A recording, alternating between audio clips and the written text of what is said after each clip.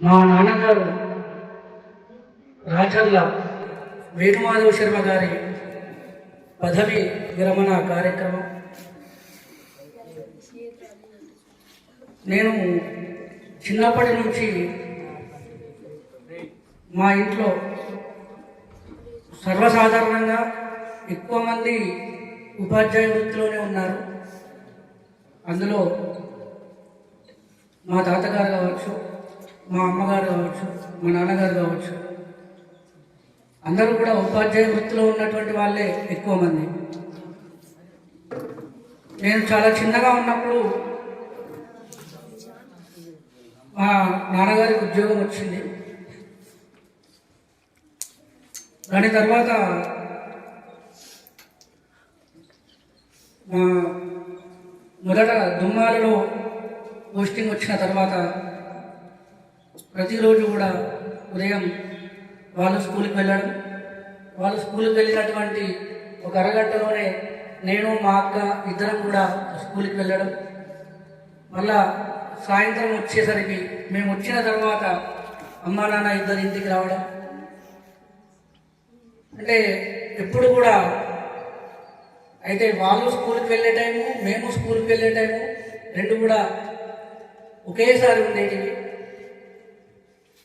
Saturday Sunday వస్తే కూడా అయితే మాకని ఈ స్పెషల్ క్లాసులను లేకపోతే ఆ ట్యూషన్లను ఇటు వెళ్ళడమే సరిపోతుండే.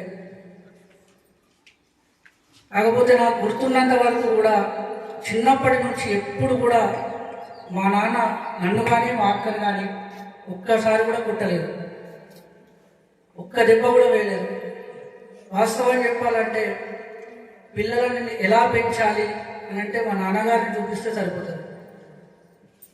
నేను నా 10th అయిపోయిన తర్వాత ఇంటర్మీడియట్కి, అందరికీ కూడా ఇంటర్ అనేది చాలా ఇంపార్టెంట్ అయినటువంటి లైఫ్, మనల్ని లైఫ్ డిసిజన్ తీసుకునేటువంటి స్థాయి. కాబట్టి ఇంటర్మీడియట్లో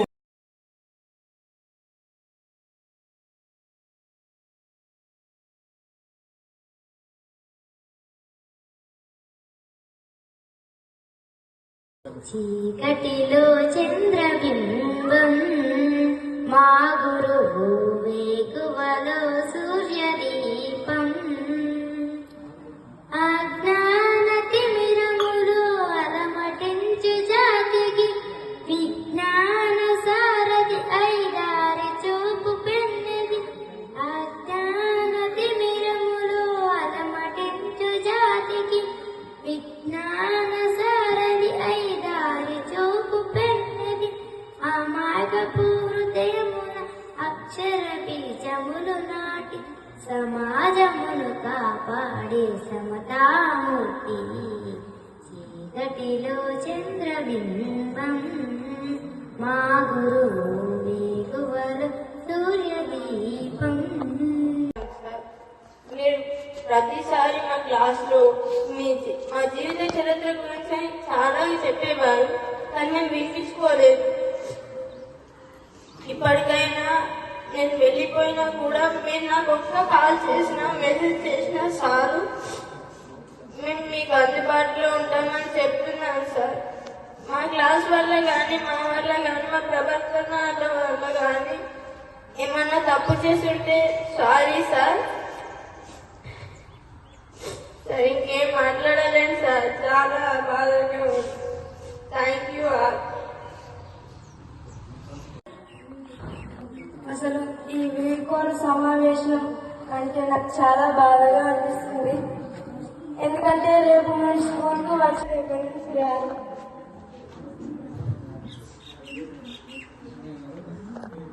మీకు అలా బాధ పెట్టాలని నాకు లేదు, కానీ నాకు చాలా బాధ అనిపిస్తుంది సార్. మిమ్మల్ని నేను పొద్దున చూసుకొని నాకు కంటలోకి నీళ్ళు వచ్చినాయి. నేను 1వ తరగతి నుంచి చదువుకుంటున్నప్పటికీ ఎక్కువగా ఇప్పటికీ మీరంటే నాకు చాలా ఇష్టం.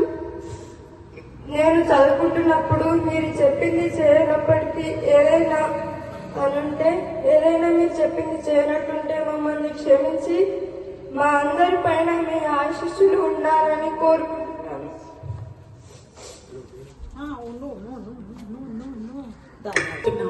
సార్ గారికి సంబంధించి పొద్దున రాగానే ఏం చేసినావు, సార్ దగ్గరికి పరిగెత్తడము, బ్యాగులు తీసుకోవడము, ఎక్కడ నిలవడం చూడడం, ఇవన్నీ చేస్తూ ఉంటారు. వచ్చి ఒక్కసారి సారి ఆత్మీయతను పంచుకోవాల్సిందిగా కోరుతున్నాం. ఎవరైనా రావచ్చు. అంటే పితృదేవోభవ, ఆచార్య దేవోభవ. వేదిక నడిచినటువంటి ప్రధానోపాధ్యాయులు సభాధ్యక్షులు నరేంద్ర రెడ్డి గారు, సర్పంచ్ ఆంజనేయులు గారు మరియు ఉప సర్పంచ్ గారు, నా సహచర ఉపాధ్యాయులు అందరికీ నమస్కారాలు. పిల్లలందరికీ ఆశీస్సులు. ఏదైనా మనం చేసే అడుగు పడుతుందంటే దానికి ఒక కారణం ఉంటుంది. ఆ కారణం తెలుసుకున్నవాడు ఉన్నతుడైనాడు. నేను 30 ఏళ్ల వయసులో ఖాళీగా ఉన్నప్పుడు మా గురువు గారు, నాకు విద్య నేర్పిన గురువు గారు పిలిచి మా స్కూల్లో హిందీ ఉపాధ్యాయుడు పోస్ట్ ఖాళీగా ఉన్నది, వచ్చి హిందీ చెప్పమని ఆజ్ఞాపించినాడు. టీచరు ఆజ్ఞాపిస్తే అప్పుడు భయపడుతూ ఆయన చెప్పిండు కదా, 30 ఏళ్ళప్పుడు కూడా నేను టీచర్కి భయపడితే అప్పటికి పెళ్ళి అయింది. సరే అని చెప్పి 8th class first 8th class ఇచ్చిండు. ఆ 8th క్లాస్ వేస్తాను. 2-3 రోజులు కష్టపడి ఇంట్లో గోడలకు పాఠాలు చెప్పి అక్కడ చెప్పిన తర్వాత 2-3 రోజుల తర్వాత సారు ఇంటికి రమ్మని, బాగానే చెప్పినావు, పిల్లలు సాటిస్ఫై అయినరు, పిల్లలకు మంచిగా అర్థమైందట, నువ్వు హిందీ పరీక్షలు రాయను. అప్పుడు హిందీ పరీక్షలు రాసి ఆ తర్వాత మా మేడంకు జాబ్ వచ్చిన తర్వాత అప్పుడు ట్రైనింగ్ చేసిన తర్వాత 3 డిఎస్సీలు రాస్తే 3వ డిఎస్సీగా నాకు జాబ్ వచ్చింది. 2000 డిఎస్సీ, 2001, 2002 ప్రతిసారి మార్కులు పెరుగుకుంటూ పోయినాయి. 2002 వచ్చింది.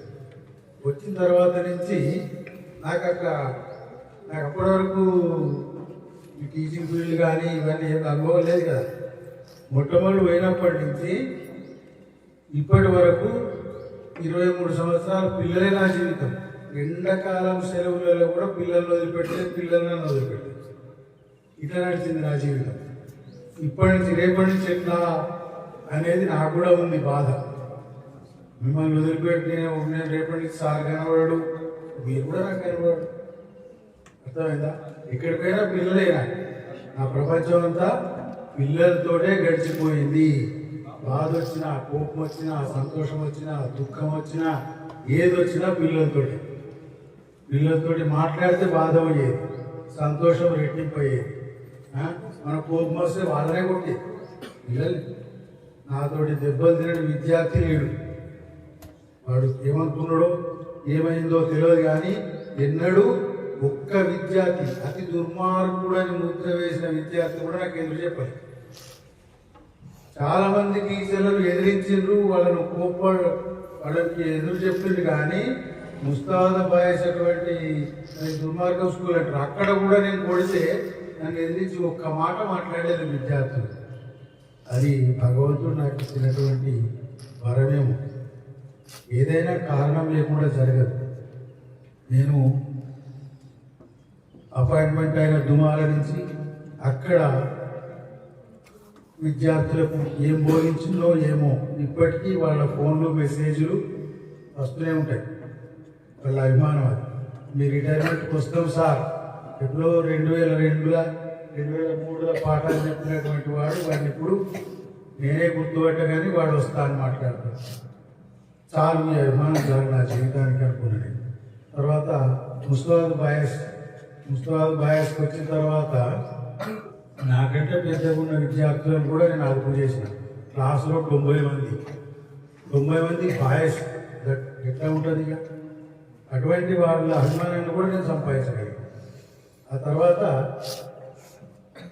వాళ్లకు సరి అయినటువంటి మార్గనిర్దేశం చేస్తూ దానిలో నా సర్వీస్లో అతి గొప్ప విషయం ఏంటంటే బాయ్స్ హై స్కూల్ను కోఎడ్యుకేషన్గా మార్చడం.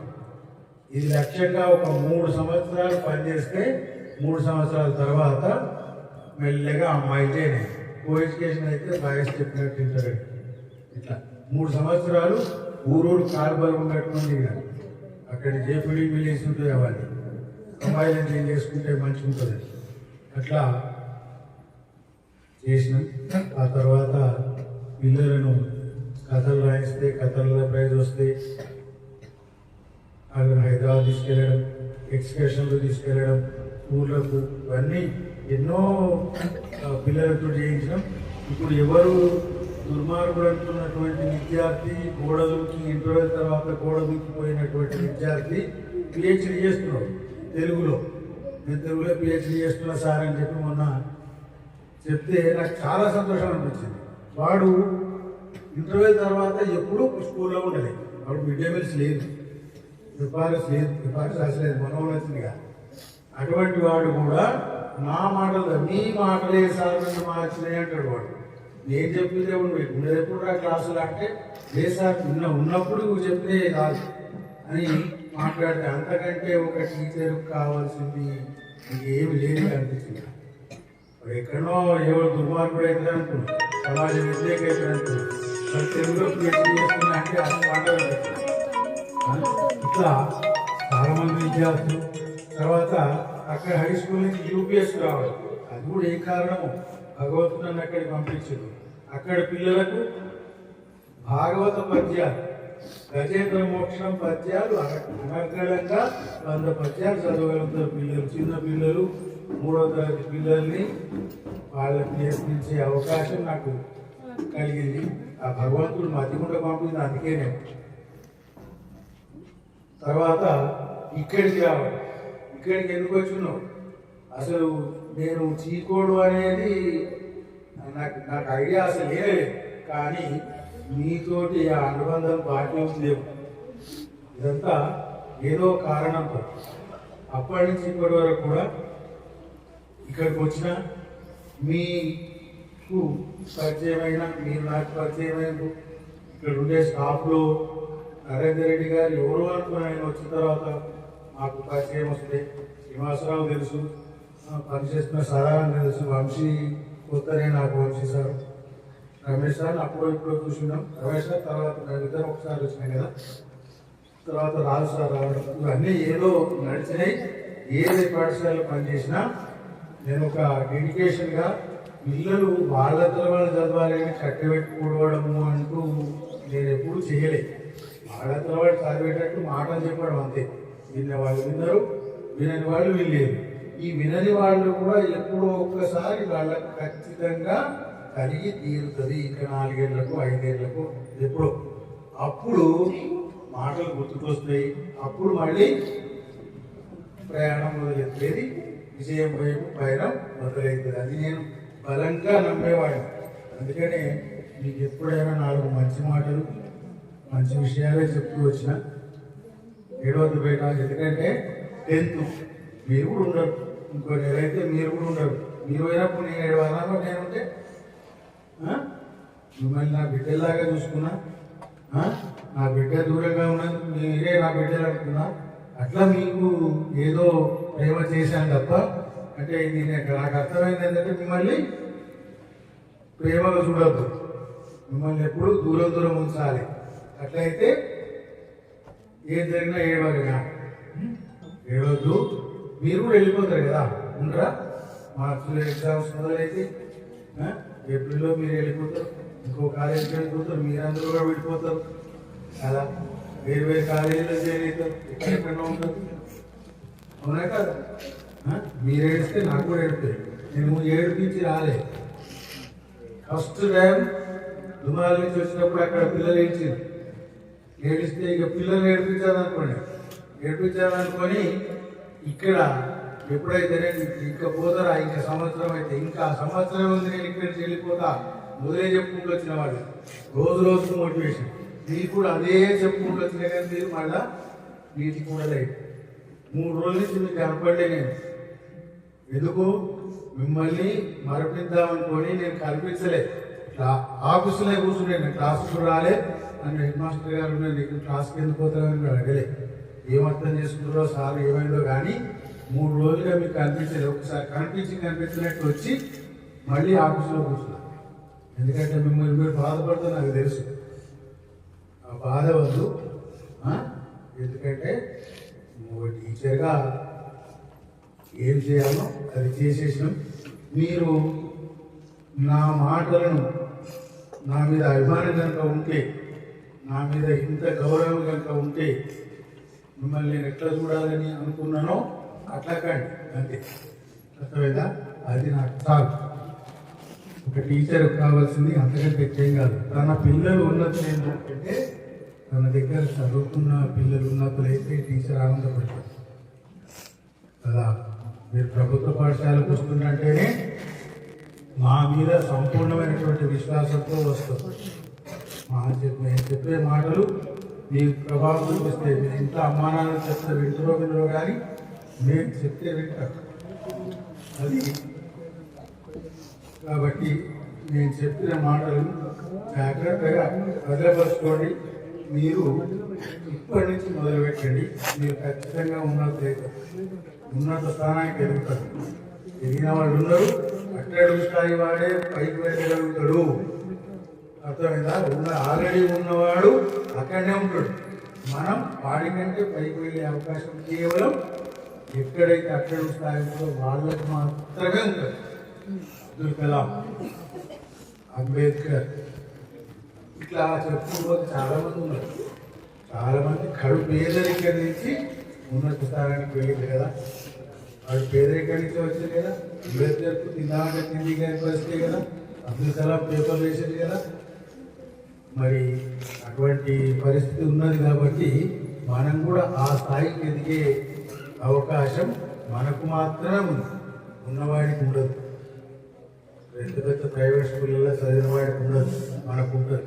మనం సాధించి చూపెట్టచ్చు కదా. ఈ మాటలు నేను క్లాసులలో కూడా చాలాసార్లు చెప్పుకుంటాను. అవన్నీ గుర్తుపెట్టుకోండి బిడ్డ. మీరు వీడి ప్రాధాన్యత ఇవ్వండి, చదవండి. ఇప్పటికీ మించిపోయింది లేదు. ఎవరిని మిమ్మల్ని కొట్టినా తిట్టినా ఇప్పటి వరకు అందరినీ కొట్టి ఆడపిల్లలను చూడకుండా కూడా మేము దెబ్బలు కొట్టిన సన్నివేశాలు ఉన్నాయి. ఇవన్నీ మనసులో పెట్టుకోకండి. మీకోసమే కొట్టినా మీ నాన్న కొట్టిన అనుకోండి, అంతే కదా. ఎంతోమంది చాలామందిని చూసానే. అయితే తల్లి లేకపోవడము, తల్లి లేకపోవడం. నాకు కూడా చిన్నప్పుడే నన్ను చనిపోయాడు. ఆ తల్లి లేని పిల్లలను చూస్తే నా పరిస్థితి నాకు గుర్తుకొస్తుంది. అందుకని వాళ్ళ మీద కొంచెం ప్రేమ ఎక్కువ చూపించిందేమో. వాళ్ళకి ఏం చేయలే, నేను అధికంగా డబ్బులేం కూడిపెట్టలే, ఏం చేయలే. కానీ అనుకుంటాడు సార్ బాగా దానాలు చేస్తున్నాడు. నేను చేసింది ఏం లేదు. 100 200 లెక్క రాదు కదా. అది అంతే తప్ప నేను పెద్ద చేసింది ఏం లేదు. మాటలు మాత్రం మాట్లాడినా, వాళ్ళ దగ్గర తీసిన, వాళ్ళని ప్రోత్సహించిన, వాళ్ళు వాళ్ళ స్థాయిలో వాళ్ళు ఎదిగేటట్టు ప్రయత్నం చేసిన, ఇది మాత్రమే చేసినా. కానీ నా గురించి అతిగా ఊహించుకొని పెద్దగా చేసింది ఏం లేదు. పెద్దగా ఊహించుకో టీచర్లు కానీ ఎవరైనా ఏదో పూర్తిగా ఊహించుకోవడం అనేది అవసరం లేదు. నేను మామూలు టీచర్ని, మామూలు ఉపాధ్యాయుడిని, మామూలుగా అవకాశం వచ్చిన వాడిని. ఆయన గొప్ప పండితుడిని కాదు, గొప్ప మేధావిని కాదు. అర్థమైందా? నేనేం ఆకాశం చూసుకోండి. అందరిలాగానే నేను కూడా కడు పేదరికం నుంచే వచ్చిన. 2 చిరిగిపోయిన వాటికి క్లాస్ చేసుకొని స్కూల్కి వెళ్ళిన. 10th క్లాస్ దాకా నాకు పాయింట్ లేదు. 10th క్లాస్లో ఒక ప్యాంటు షర్ట్ అదే రోజు వేసుకోవాలి. ఇట్లా ఆ జీవితాలు కూడా అంతే ఉన్నాయి. ఇంటర్మీడియట్ వెళ్ళినప్పుడు కూడా ప్రింటెడ్ డ్రెస్సులు, కాళ్ళకు స్లిప్పర్స్, వీటితోటే కాలేజీకి వెళ్ళిన ఇవన్నీ ప్రతి ఒక్కరి జీవితంలో ఉంటాయి. ఈ కాలంలో మీరు చాలా అదృష్టవంతులు. మీకు తినడానికి తిండి ఉంది, బట్టలు ఉన్నాయి, చాలా సౌకర్యవంతమైనటువంటి జీవితమే ఉంది. మా పరిస్థితి కంటే పుస్తకాలు వస్తున్నాయి, కాపీలు వస్తున్నాయి ఉచితంగా, ఇంకా దాతలు ఉన్నారు. ఒక్కసారి బయట ప్రపంచానికి చూస్తే మొన్న ఒక అమ్మాయికి 11 ఏళ్ళ అమ్మాయికి 16 కోట్ల రూపాయలు వచ్చాయి. ఇది ఎందుకు? ఆపరేషన్ అవసరం ఉంటే కదా. పేపర్లో చూసిరా, టీవీలో చూసి కదా. దాతల పొందలేదు. మీరు ఉన్నతంగా చదువుతామంటే మీ మీ చదువులకు అయ్యే ఫీజులు, మీ ఖర్చులు, మీకు మీ బూట్లు, డ్రెస్ల ఖర్చులు కూడా పెట్టుకోవడానికి బయట ఉన్నతమైనటువంటి వ్యక్తులు ఉన్నారు, సంస్థలు ఉన్నాయి. కాబట్టి మీకు ఇప్పుడు లేదు, ఆ బాధ లేదు. అవన్నీ వదిలేయండి, మీకు సాగి చూపెట్టండి. అప్పుడు మీ దగ్గరికి వాళ్ళు వెతుక్కుంటూ వస్తారు. నేను స్పాన్సర్ వాళ్ళు వచ్చినాం అనుకున్నామా? మరి 2 కోట్ల ప్రైజ్ అని చెప్పి మండల లెవెల్ 10,000, కాన్స్టిట్యున్సీ 1,00,000, 2 లక్షలు ఇట్లా పెట్టుకుంటూ వచ్చిందా? మనం అడిగినామా? ఫస్ట్ క్లాస్ ఇస్తాడు, మీ టాలెంట్ చూపిస్తాడు, చూపించండి. మనకి ఇబ్బందులు పోతాయి కదా. మీ ఎడ్యుకేషన్ అందుతుంది కదా మనకు కదా. ఇంటర్మీడియట్లో సీట్లు సాధించండి, ఇంటర్మీడియట్లో మంచి కాలేజీలో సీట్లు పోతే ప్రయత్నం చేయండి. మీరు ప్రైజ్ మనీ కొట్టండి, దీనికోసం ప్రయత్నం చేయండి. అప్పుడు నేను సంతోషపడతాను కదా. నేను పోతున్నాను, ఏడవకండి, మీరు ఎంత ఉంటానే అర్థమైందా. ఏ క్షణం నేను అనుకున్నా మీరు ఒక మెసేజ్ చేయండి, మాట్లాడతా. తప్పకుండా ఏం పని లేదు. మనిషి దూరం కాడు, ఎప్పుడు మనసులో ఉంటే దూరం కాలే. అర్థమైందా. నాకు పరిచయమైనప్పటి నుంచి ఇప్పటి వరకు నా విద్యార్థులందరూ నన్ను గుర్తుంటారు. నేను పనిచేసిన ఉపాధ్యాయులు, హెడ్ మాస్టర్లు అందరూ నాకు ఫోన్లు చేసి ఈ రోజున మెసేజ్లు పెట్టి అభినందనలు తెలిపింది. సహోద్యోగాధ్యాయులు అందరూ కూడా నేను ఉద్యోగంలోకి వచ్చినప్పటి నుంచి ఇప్పటి వరకు పనిచేసిన వాళ్ళందరూ కూడా. అంటే మన స్నేహాన్ని కూడా కాపాడుకోవాలి. ఒకసారి పరిచయమైన వాళ్ళు ఎప్పుడు కూడా నన్ను మర్చిపోకుండా చేసుకున్నాను. అది స్నేహం ఎట్లా ఉండాలో అట్లా ఉండండి. మీరు కూడా మీకు జీవితంలో పరిచయమైనటువంటి వ్యక్తులు ఎవరిని కూడా మీరు మర్చిపోవద్దు, వాళ్ళు మిమ్మల్ని మర్చిపోవద్దు. అట్లా తయారు కండి, ఓకేనా. మీరు ముఖాలు మార్చుకొని కూర్చుంటారు, నవ్వండి, హాయిగా నవ్వుతూ వెళ్ళిపోదాం, ఏడ్చుకుంటూ వెళ్ళిపోదామా. ఈ అవకాశం ఇచ్చినందుకు ధన్యవాదాలు తెలియజేస్తూ ముగిస్తున్నా. జై